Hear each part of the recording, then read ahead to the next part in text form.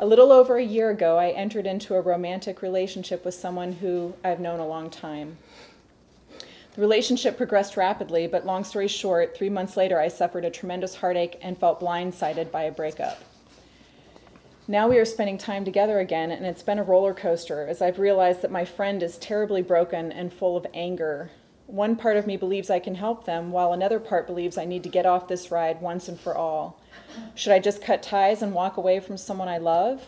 If not, how do I continue to be there for someone who is loving one minute and then filled with violence the next, and manage to keep my peace?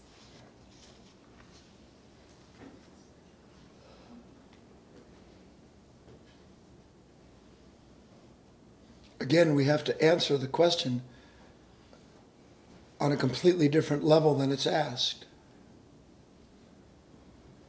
You're asking, how do I have my cake and eat it too? The answer is connected not with having your cake and eating it too, but wanting to understand the nature that believes that all there is cake. You know, this may be something that you have to think about for a while, but I'm going to put it out there. Unconditional love,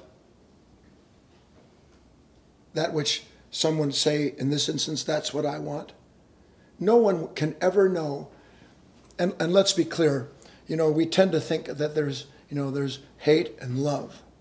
But we all know that there are these degrees of darkness, and then there are degrees of light. And there are degrees of love. I don't know the theological statement on it, but I vaguely remember that most theologians say that there are 7 types of love, 7 degrees of it. The highest being unconditional, agape. Let your Father in heaven who makes the sun to shine on good and evil alike.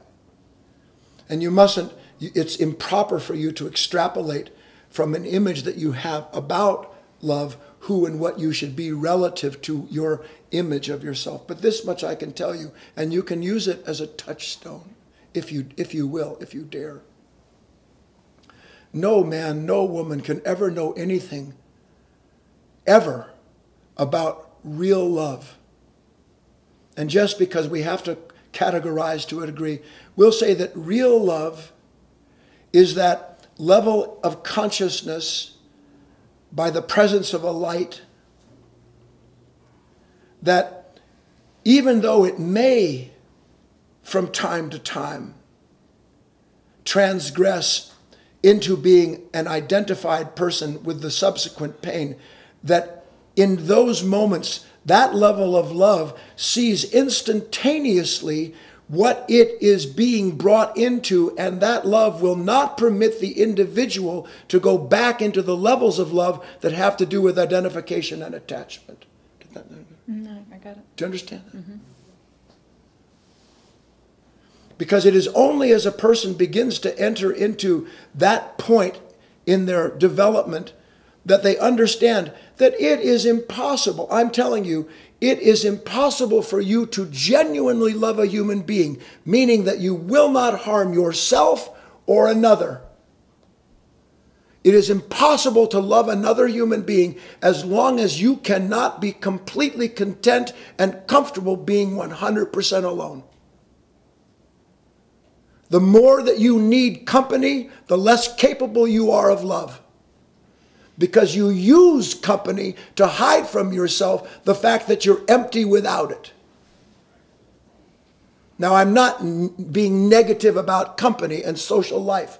I'm just saying that depending upon what you want, maybe you're not at that point yet. Maybe you're not sick and tired of turning on somebody like that, of finding yourself ready to leap down the throat of another individual simply because they said something you didn't like. Maybe you're not there. But if you are, I can tell you that all of that is born out of an unconscious attachment, something that lives inside of the individual that has been so clever at keeping the person from seeing themselves as they are, that everything about them is dedicated to being in relationships where, and now to the point of this question, where I agree to harm myself for the sake of the thing that doesn't know what love is to begin with.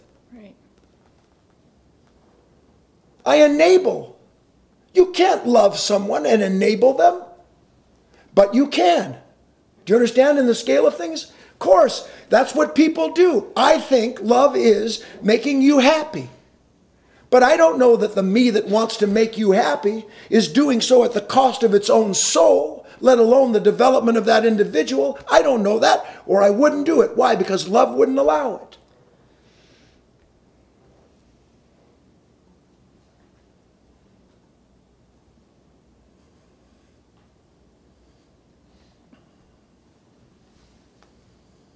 You know, I can only tell you that sometimes what's true seems really fierce, but freedom itself is fierce. And thank God that these little tiny snippets of fierceness still pierce this atmosphere that's veiled our planet and our consciousness. Because if it weren't for that, humanity would have no chance whatsoever, because everybody loves each other to death.